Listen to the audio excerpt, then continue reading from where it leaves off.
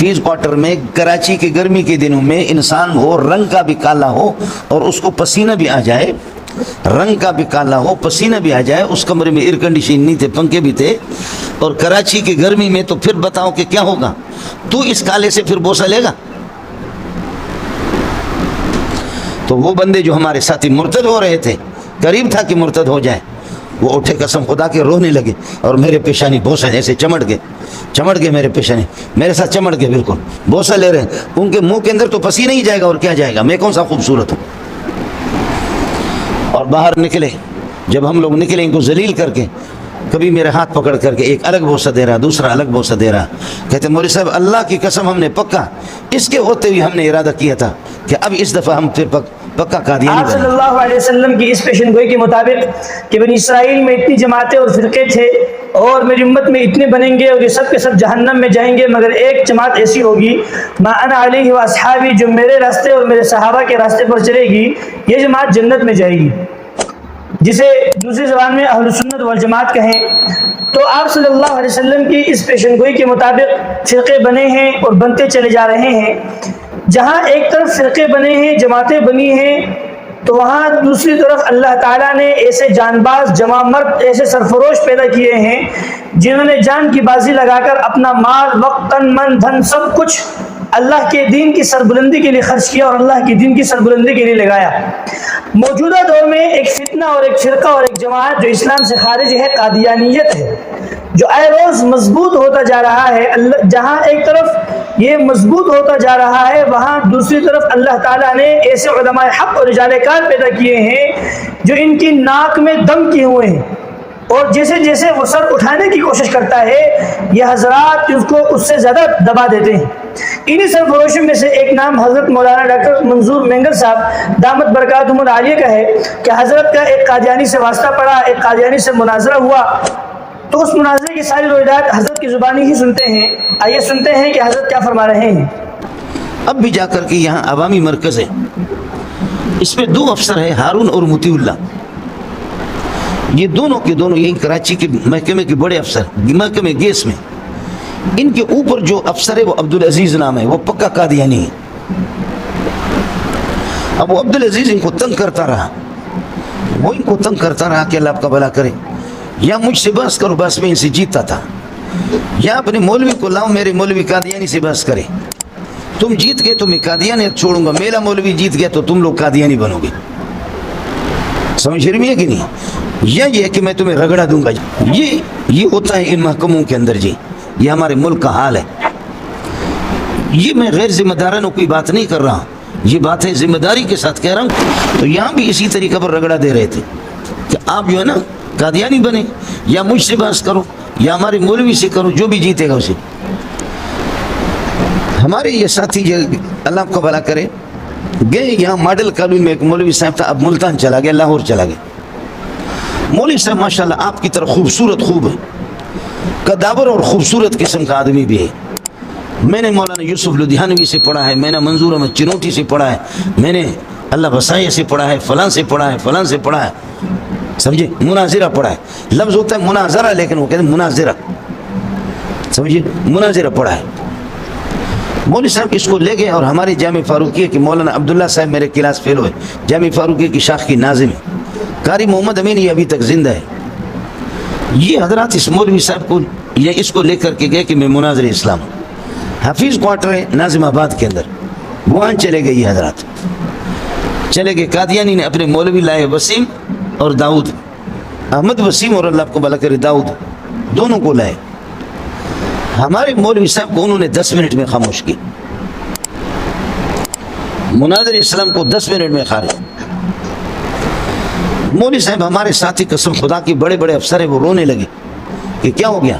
ہمارے مولوی صاحب نے یہ معذرت کر لی کہ میں نے اچانک میں نکلا تھا، میں نے تیاری نہیں کی ہے، اب 2 ہفتوں کے بعد پھر یہ کہ رکھ لو مناظرہ، 2 ہفتوں میں اگر آپ نے پھر دوبارہ ہمیں خاموش کیا تو ہم آپ کے ہوں گے۔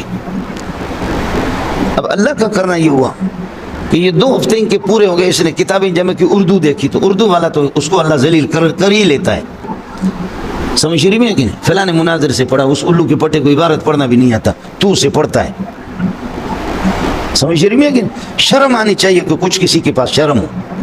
لکھنے والے خود وہ علم سے فارغ ہیں، کیونکہ لکھنے والے وہ خود بھی ایک صفحے کی صلاحیت ان کے اندر بھی نہیں ہے، لیکن آپ ان کے پیچھے پڑیں، ان چیزوں کی طرف توجہ نہیں ہوتی۔ جی آپ نے سن لیا کہ حضرت اردو کی کتابوں کے بہت مخالفت کر رہے ہیں، ایسا نہیں ہے، مطلب حضرت ٹھیک فرما رہے ہیں، حضرت اکثر لوگوں کو دیکھ کر فرما رہے ہیں، ورنہ عام طور پہ بعض دفعہ ایسا بھی ہوتا ہے اور ہے کہ اردو کی کتابوں میں کچھ مباحث ایسی ہیں، مثلا حضرت نانوتوی رحمۃ اللہ علیہ کی کتابوں میں ایسی مباحث ہیں کہ جو مباحث 1400 سال میں کسی نے چھیڑے بھی نہیں ہیں، حضرت نے وہ عنوانات کو چھیڑ کر ان پر جو ہے روشنی ڈالی ہے اور تفصیل سے کلام کیا ہے۔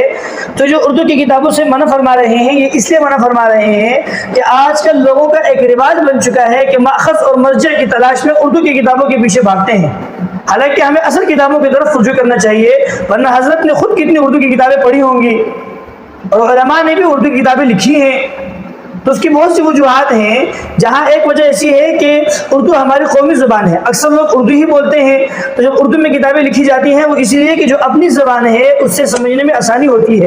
دوسری بات یہ ہوتی ہے کہ اردو کی کتابوں میں کچھ مباحث ایسے ہوتے ہیں کہ وہ مباحث کسی عربی کتاب میں نہیں ملتے، اور جتنے سہل انداز میں اردو کی کتابوں میں بیان کیا جاتا ہے کہ وہ انداز جو ہے عربی کی کتابوں میں نہیں ملتا۔ تو جو حضرت منع فرما رہے ہیں اردو کی کتابوں سے، یہ جو لوگوں کا ایک ذوق اور شوق اور مزاج بن چکا ہے اس سے منع فرما رہے ہیں کہ ہر بات کے لیے اردو کی کتابوں کو ٹٹولنا، اردو کی کتابوں کو اٹھا کے دیکھنا پڑھنا، یہ ٹھیک نہیں ہے۔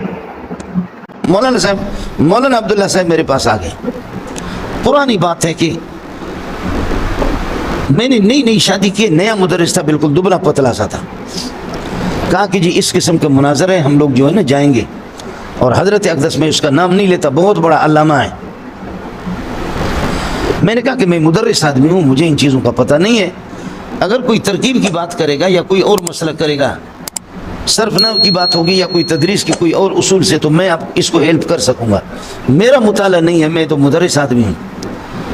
ناتا خان گوٹ پر میں آ گیا، یہ لوگ ملیر سے چلے، میں ناتا خان گوٹ کے پل پر آ گیا، یہاں سے 2-3 گاڑیاں ہیں، ہمارا حضرت مناظر اسلام آگے فرنٹ پہ بیٹھا ہوا، گاڑی روکی، اس دن دال کھا کر کے میرے اوپر یہاں دال گرے ہوئے تھے، دال کھا کر کے الو کا پٹا جا رہا ہے مناظرے کے لیے، اور قمیص پر دال بھی ڈال دی، میں بیٹھ گیا، اس طرح مجھ سے ہاتھ ملایا، میرے چونکہ ان سے ملاقات تھی بھی نہیں، سمجھ رہی ہے کہ نہیں، پیچھے بیٹھ کے ہم لوگ جب جا رہے ہیں ناظم آباد جا رہے ہیں، میں نے کہا حضرت اگر قادیانی یہ اعتراض کرے تو اس کا جواب کیا ہوگا، اور میں اس کا امتحان نہیں لے رہا تھا، بخدا مجھے خود اس اشکال کا جواب معلوم نہیں تھا، میں نے کہا حضرت اگر یہ اعتراض کرے تو پھر کیا ہوگا، کہا یہ کریں گے بھی نہیں، میں نے دوسرا اعتراض کیا، کہنے لگے یہ کریں گے بھی نہیں، تیسرا کیا، کہتے کہ کریں گے بھی نہیں، میں نے کہا اگر کر لیا، آدمی اتنا خوبصورت ہے ماشاءاللہ، قداور قسم کا آدمی ہے، میں نے چنوٹی سے پڑھا، فلاں سے پڑھا، فلاں سے پڑھا،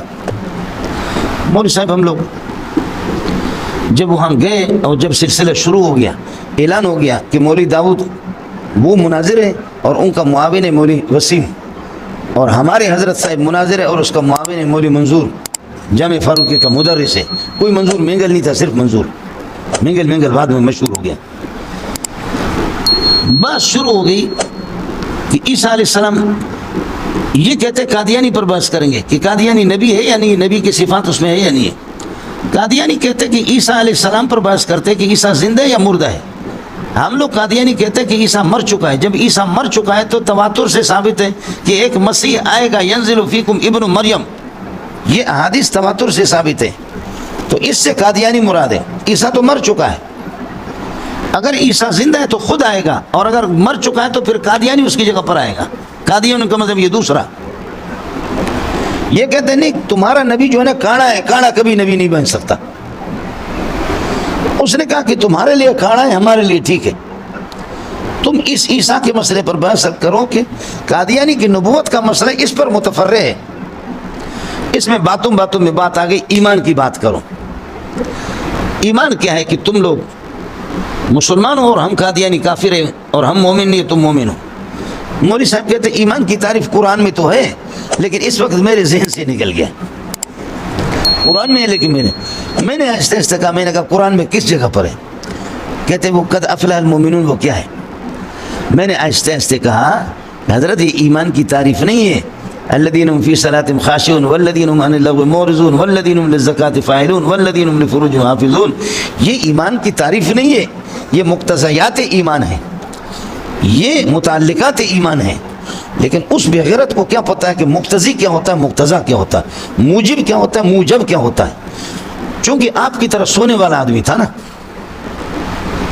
میرے رب نے اس کو ایسا ذلیل کر دیا کہ ہم سارے کے سارے ذلیل ہو گئے. مجھے غصہ آ گیا، مجھے غصہ آ گیا. میں نے کہا عبدالعزیز صاحب بخدا میں اس کا معاون نہیں ہوں. ہم راستے سے آئے تھے کہ کچھ آپ کے مولوی سے استفادہ کریں گے، ان سے استفادہ کریں گے، لیکن آپ کا مولوی بھی الو کا پٹا ہے، ہمارا بھی الو کا پٹا ہے. حالانکہ بات کیا تھی؟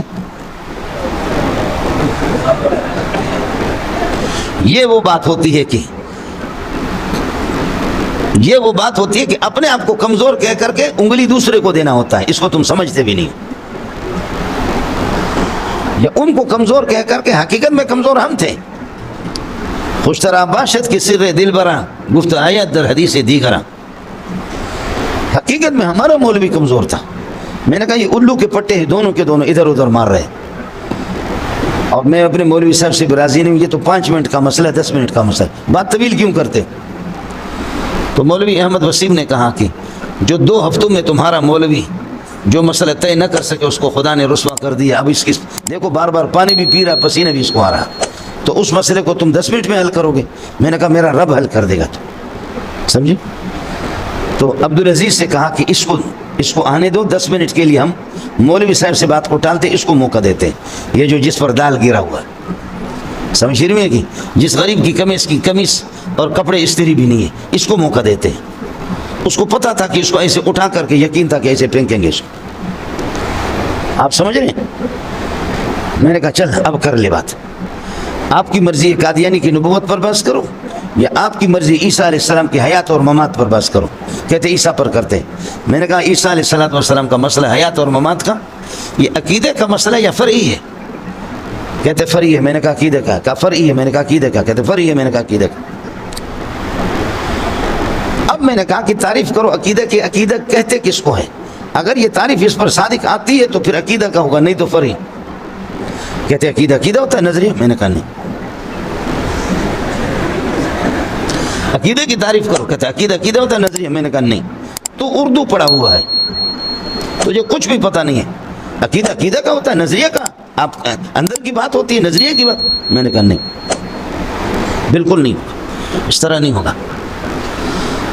اب وہ بندہ بھی ان کا بھی حیران ہو گیا. میں نے کہا کہ عبدالعزیز صاحب وہ چونکہ بڑا افسر تھا، یہ صرف اردو پڑھنے والا جاہل ہے. یہ اردو پڑھنے والا، اس کو کوئی پتہ نہیں ہے. العقیدۃ القضیۃ الکلیۃ التي یصدق بها یا العقیدۃ ما لا يقبل الشک لدى معتقدی. یہ کیا چیز ہے؟ جاہل آدمی تو اس طریقے پر کرے گا. اس نے کہا چلو میں نے مان لیا، یہ مجھے نہیں آیا. میں نے کہا یہ نہیں آیا نہیں، لکھ دو کہ اس میں تو ہار گیا. یہ لکھ دو کہ یہ اتنا جاہل ہے کہ اس میں. یہ انہوں نے لکھ دیا. میں نے کہا جب تعریف میں نے کی تو اب میں بتاتا ہوں کہ عیسیٰ علیہ السلام کا مسئلہ عقیدے کا مان لیا. میں نے کہا جب عقیدہ کا ثابت ہوگا کہ زندہ ہے تو پکا آٹومیٹک تو مرتد ہوگا، چونکہ تو اس کا انکار کرتا ہے. یہ متواتر ہے تواتر سے. اب بتا دو عیسیٰ علیہ السلام مر گیا ہے کہاں؟ میں نے زندگی پر آیت پیش کر دی چونکہ میں ہی مدعی تھا.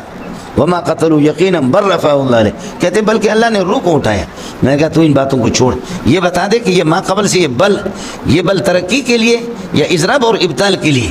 تو کبھی کہتے اضراب، کبھی کہتے ابطال، کبھی کہتے اضراب، کبھی. میں نے کہا کتے کا بچہ، یہ تو اضراب ابطال ایک ہی چیز ہوتا، ترقی الگ چیز ہے. بل ترقی والے کہتے ہاں تسم ہو گیا. میں نے کہا تو جاہل ہے، اب ان کی شرطیں بتا دے. بل ترقی کہاں کے لیے آتا ہے اور کس جگہ پر آتا ہے؟ بل اضراب کے لیے. مولوی صاحب عزیز نے خود بخدا فیصلہ کیا. اس نے کہا ہمارا مولوی فنی طور پر آپ کے ساتھ چل نہیں سکتا، ہمیں 2 مہینے کی مہلت دے دو. میں نے کہا 2 مہینے نہیں، 2 سال کی مہلت، زندگی کی مہلت ہے. تو سر اٹھانا. تو کسی کو کہنے لگے مولوی اللہ یار ہے ہمارا، ربوہ میں ہوتا ہے، اس کو بلائیں گے. میں نے کہا بولا تو اپنے باپ کو بلا لے. بات اتنی سی ہوگی مولوی صاحب. میں نے کہا اب لکھو کہ یہ ہار گیا، اس ٹائم پہ لکھو کہ یہ ہار گیا. کہنے لگے لکھنے کی ضرورت نہیں، ہم نے مان لیا کہ وہ ہار گیا. سمجھے؟ مولوی صاحب حفیظ کوارٹر میں کراچی کی گرمی کے دنوں میں انسان ہو، رنگ کا بھی کالا ہو اور اس کو پسینہ بھی آ جائے، رنگ کا بھی کالا ہو، پسینہ بھی آ جائے. اس کمرے میں ایئر کنڈیشن نہیں تھے، پنکھے بھی تھے، اور کراچی کی گرمی میں، تو پھر بتاؤ کہ کیا ہوگا؟ تو اس کالے سے پھر بوسہ لے گا؟ تو وہ بندے جو ہمارے ساتھی مرتد ہو رہے تھے، قریب تھا کہ مرتد ہو جائے، وہ اٹھے قسم خدا کے رونے لگے اور میرے پیشانی بوسہ ایسے چمٹ گئے میرے پیشانی، میرے ساتھ چمٹ گئے، بالکل بوسہ لے رہے ہیں۔ ان کے منہ کے اندر تو پسینہ ہی جائے گا اور کیا جائے گا، میں کون سا خوبصورت ہوں۔ اور باہر نکلے، جب ہم لوگ نکلے ان کو ذلیل کر کے، کبھی میرے ہاتھ پکڑ کر کے ایک الگ بوسہ دے رہا، دوسرا الگ بوسہ دے رہا، کہتے مولوی صاحب اللہ کی قسم ہم نے پکا اس کے ہوتے ہوئے ہم نے ارادہ کیا تھا کہ اب اس دفعہ ہم پھر پکا قادیانی بنیں گے، کہ ہمارے مولوی اتنے کیوں۔ آپ نے سن لیا، ہم دعا گو ہیں اللہ تعالیٰ سے، اللہ تعالیٰ حضرت کے علم میں، عمر میں، عمل میں، تقوی میں اضافہ دے اور برکت عطا فرمائے۔ آپ بھی دعاؤں میں یاد کرتے رہیں، اللہ تعالیٰ ان کا سایہ قادر ہمارے سروں پہ رکھے، یہ ہمارے بڑے ہیں، اور اللہ تعالیٰ ان کی زندگی میں برکت دے دیں۔ دعاؤں میں یاد کرتے رہیں، ملتے ہیں انشاءاللہ۔ السلام علیکم ورحمۃ اللہ وبرکاتہ۔